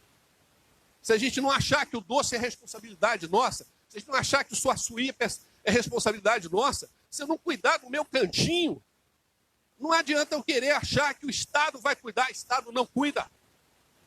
Quem cuida da gente e quem cuida da nossa vida somos nós. Alguém cuida da vida de vocês? Vocês esperam alguém cuidar da vida de vocês? Se estão esperando, mude a roteiro. Vocês vão se ferrar. Vocês vão se ferrar. Então, a gente é que cuida da nossa vida. Nós é que cuidamos do nosso cantinho. E se a gente não salvar a nascente, não salvar o rio, não salvar aquilo que a gente gosta, não vai ter saída, né? Então a gente tem que ter conhecimento, tem que ter tecnologia, mas temos que ter persentimento. Nós temos que ter esse sentimento de pertencimento, né? Mobilização social. Acho que o SEAT faz isso muito bem. E a outra coisa, nós só vamos fazer isso juntos, sem mobilização, sem trazer pessoas como vocês estão aqui hoje, para ouvir, para tocar no sentimento de mundo, para fazer diferença. E nós precisamos de pessoas que façam diferença. Pessoas que fazem iguais, nós já estamos cheios e provocam o resultado que a gente tem. Nós precisamos de pessoas que fazem diferença. E a gente tem que pensar, gente, a vida é curta. A nossa vida passa muito rápido. E eu, sinceramente, eu estou aqui hoje para fazer diferença para vocês. Eu não vim aqui para ser igual, para dizer da mesma coisa. Eu estou dizendo, mexam-se, mobilizem, mudem sua vida, mudem a vida da cidade, mudem a vida do Rio, porque é preciso transformar. E a gente só transforma se a gente se transformar. A gente fica esperando que o Estado vai fazer alguma coisa, que alguém vai fazer. Nós é que temos que fazer a nossa ação. Nossa vida passa muito rapidamente. Eu quero ser lembrado aqui, você fala assim, teve um cara aqui entusiasmado para casa, um tal de Poliana, apareceu lá e falou comigo. Aí falou, pô, esse cara aqui, eu lembro do que ele falou. Eu quero fazer a diferença, e vocês têm que aprender a fazer a diferença. A gente tem que mobilizar pessoas, a gente tem que mobilizar sentimento, a gente tem que transformar, senão a gente não muda. Não muda, né? Aqui a gente faz parte do projeto, o projeto tem uma publicação, até tem um site legal, quem quiser, o projeto já tem mais de 20 anos, né, da UFMG, a gente trabalha com a equipe multidisciplinar, muito parecido com o modelo SEAT, vamos dizer, né, e que a gente trabalha muito, já fizemos expedição, né? Aqui eu queria sugerir, expedição é uma ótima coisa para mobilizar pessoas e rios, territórios, tá? Um rio, vão descer um afluente, vão chamar as pessoas para o rio, para mobilizar aquela comunidade e ver o que a gente pode fazer. A expedição é uma coisa legal, nós já fizemos 3, dá trabalho para caramba, mas é bom. Aqui é o seguinte, as nossas nascentes são, aqui eu trouxe o projeto das nascentes urbanas. É muito diferente, evidentemente, da de vocês aqui, porque a nossa nascente é quase que um grito de socorro dentro da cidade que não enxerga água, né? Então, a gente tem mais de 1.700 nascentes dentro de Belo Horizonte, né? E tudo nesse cenário aqui, imagina, tudo dentro de avenida, tudo já absolutamente encaixotado, né? E a gente tenta, nós temos um programa de valorização das nascentes urbanas, nós já fizemos cerca de 50 projetos, em que a gente tenta fazer algum grau de proteção, né, para essas nascentes, para que elas se mantenham vivas dentro de um território altamente já degradado, né? E aqui é interessante que as pessoas vão arrumando soluções, né? Essa senhora mesmo aqui, isso fica no fundo, isso é uma cuidadora de nascente, e ela fez uma adaptação aqui, né, com pneu, para meio que fazer a proteção daquela área para ela lá, né? Aqui, essa é impressionante. Essa nascente, a gente descobriu, ela está dentro da casa do sujeito. Você imagina um trem desse? Essa é uma nascente vigorosa, porque o cara construiu e ele teve que abrir um espaço no cômodo da casa para essa nascente, porque ela literalmente ela jorra dentro da casa do sujeito, né?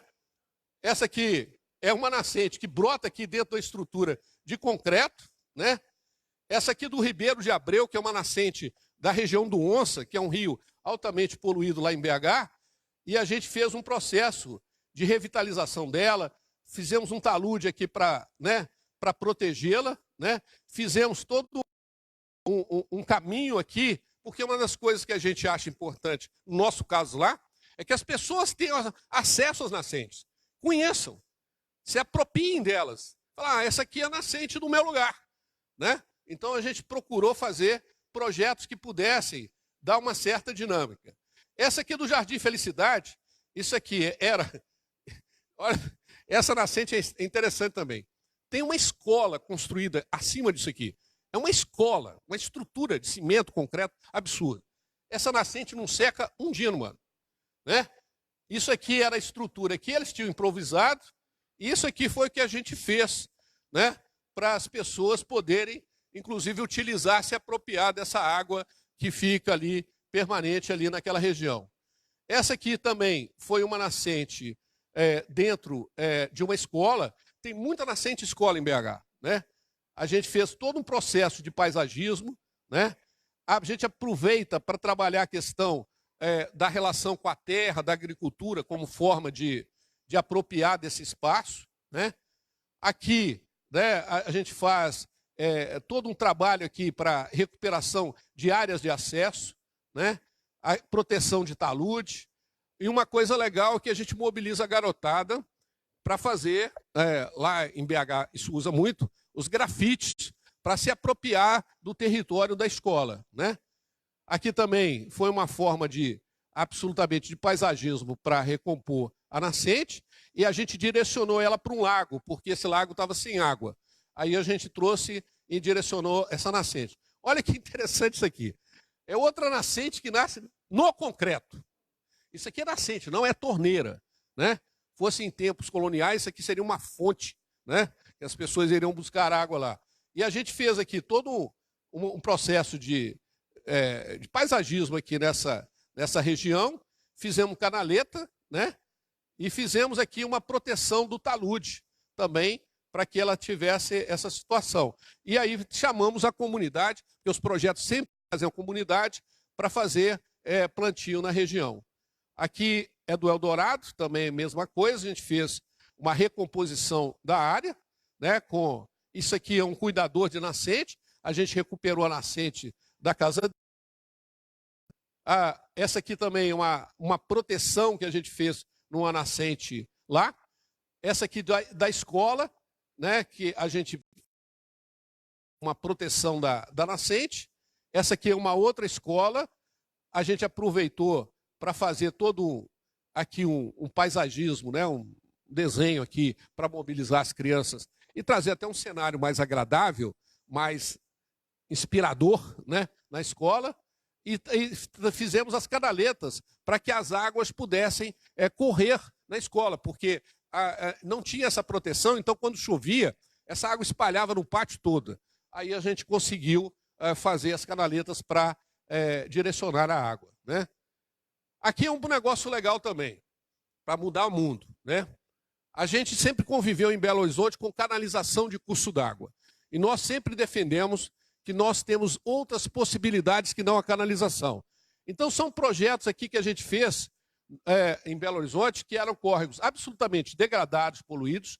E aqui hoje é um córrego que tem uma lagoa, foi retirado todo o esgoto, e isso aqui foi totalmente recomposto. Então você tem hoje uma área de parque linear dentro da cidade, sem ser canalização, sem provocar enchentes, e você traz isso de novo como um cenário para a cidade, né? Olha para vocês verem como é que é o parque hoje, né? Totalmente inserido dentro da cidade. Esse aqui é o córrego 1º de Maio, também a gente fez o mesmo processo. Esse aqui é o córrego Baleares, então em vez de canalizar, a gente recuperou as margens, retirou o esgoto e trouxe ele direto para o cenário. Então, eu quero reflexão geral também. Córrego não é para ser tampado. Córrego é para ser recuperado e fazer parte do cenário. Nós não dominamos as águas. As águas têm o seu próprio ciclo e a sua própria força. E a gente tem que respeitar isso, né? Aqui é um negócio muito legal, porque às vezes as comunidades da periferia sofrem preconceitos, né? E aí fala, não, esse pessoal aqui é o pessoal que degrada. E realmente a gente tinha uma comunidade, que é o Acabamundo, que é lá na região do Sion, que tinha uma situação dessa. Mas essa situação existia porque não tinha coleta de lixo na comunidade. Aí a gente fez todo um projeto social, um projeto com a prefeitura, começamos a recuperar toda a questão da coleta, e olha esse cenário que era, e olha o cenário que é hoje. preservam isso. Então, ninguém quer o pior. O pior, às vezes, é consequência da falta de saneamento, da falta de informação, da falta de educação. E se a gente leva conhecimento, informação e pertencimento, a gente muda o mundo, né? E para terminar, fica essa frase aí da Cora, que a gente está no mundo para semear e que a gente semeie o melhor possível. E é isso aí, minha mensagem.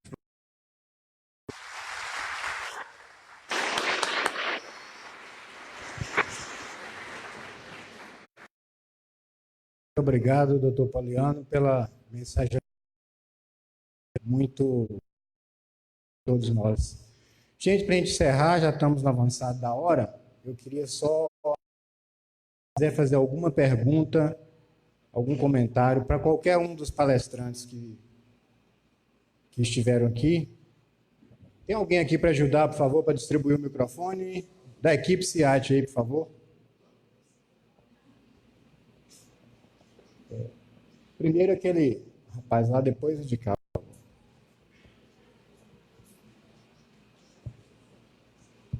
Boa noite, Gleison Yagner, de Santana do Paraíso. A pergunta vai para o professor, presidente do CBH. Professor, gostaria de saber o que o senhor acha do pagamento por serviços ambientais na ideia de manter a preservação das nascentes e a possibilidade dos comitês de bacia estarem implantando essa ferramenta igual a outorga e enfim.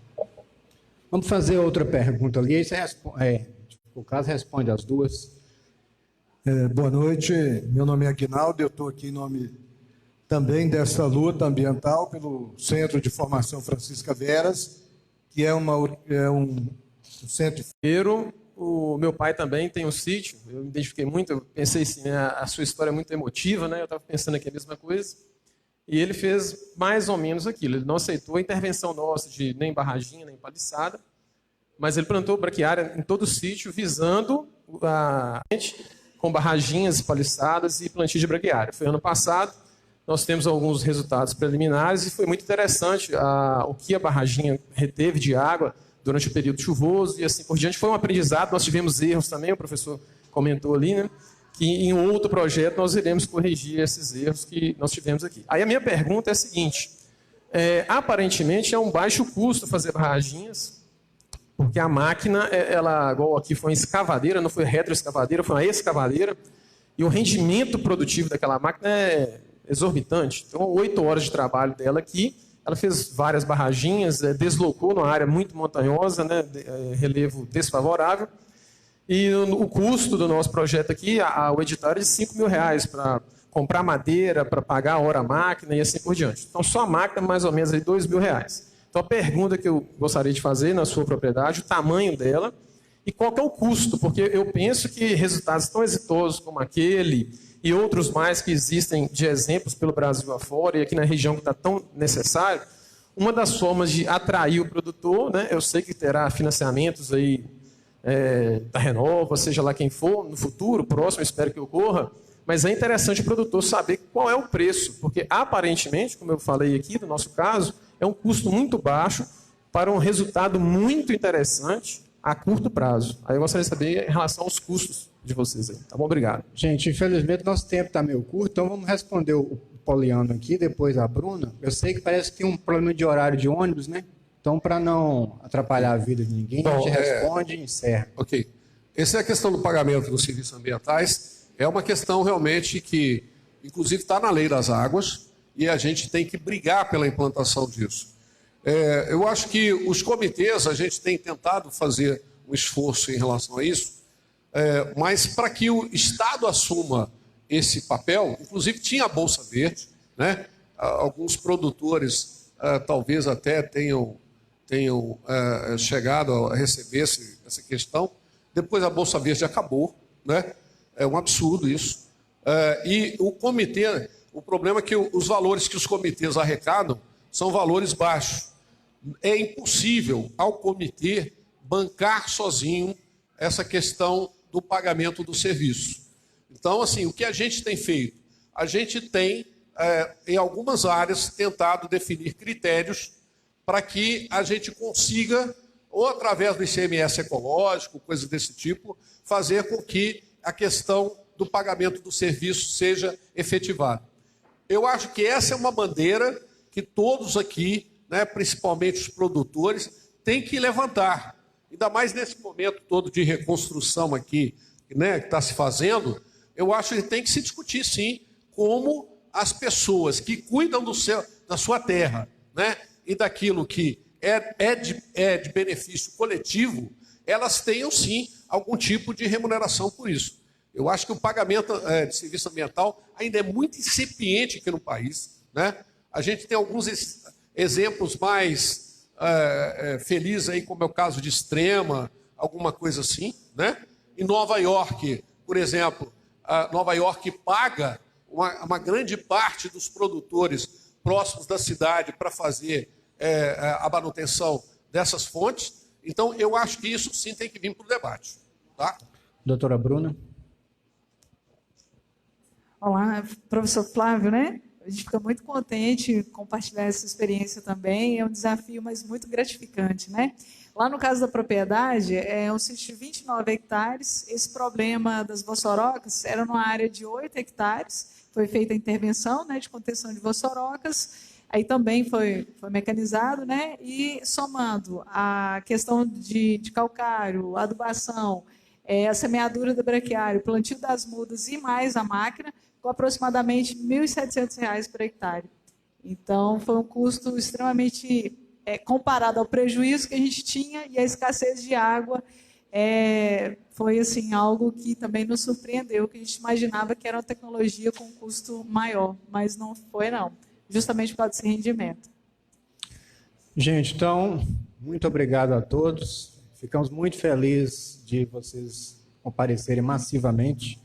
Nossos agradecimentos em nome do CIAT ao Vigílio, ao IFMG, a toda a equipe, a nossa própria equipe aqui do CIAT que compareceu, especialmente a doutora Bruna, primeiro por nos ter recebido lá e nos alimentado em todos os sentidos tão bem, ao professor Pauliano por tão gentilmente ter aceito a oferta de vir aqui nos dar essa bela aula, esse belo exemplo de coragem e ânimo.